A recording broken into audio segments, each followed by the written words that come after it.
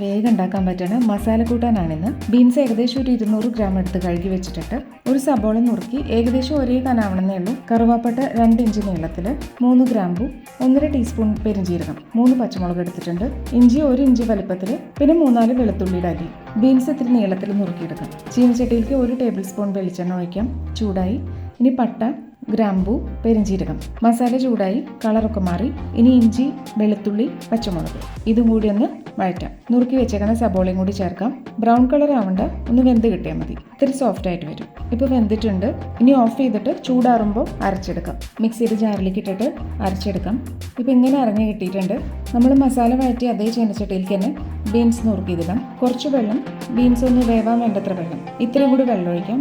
ആകെ ഇപ്പോൾ ഒരു 1/4 ഗ്ലാസ് വെള്ളം ആണ് ഒഴിച്ചേക്കണേ. ഇനി അടച്ചു വെച്ചിട്ട് 5 മിനിറ്റ് കൊണ്ട് തന്നെ പകുതി വെന്ത് കിട്ടും. ഇപ്പോൾ 4-5 മിനിറ്റായി. ഇനി അരച്ചു വെച്ച മസാല ചേർക്കാം.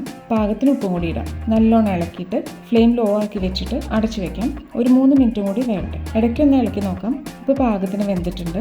നാളികേരപ്പാൽ ഒഴിക്കാൻ അരമുറിയുടെ പകുതി പാലാണ് എടുത്തേക്കുന്നത്. ഒന്ന് തിളവന്നാൽ ഓഫ് ചെയ്യാം. മല്ലിയില നുറുക്കിയത്, കറിവേപ്പില, 2-3 തണ്ട് കറിവേപ്പില ചേർക്കാം. ഇത്തിരി വെളിച്ചെണ്ണയും കൂടി ഒഴിക്കാം. നിർബന്ധമില്ല, ഇഷ്ടമുണ്ടെങ്കിൽ മാത്രം വെളിച്ചെണ്ണ ചേർക്കാം. അത്രയേ ഉള്ളൂ. ബീൻസ് മസാലക്കറി ആയിക്കഴിഞ്ഞു.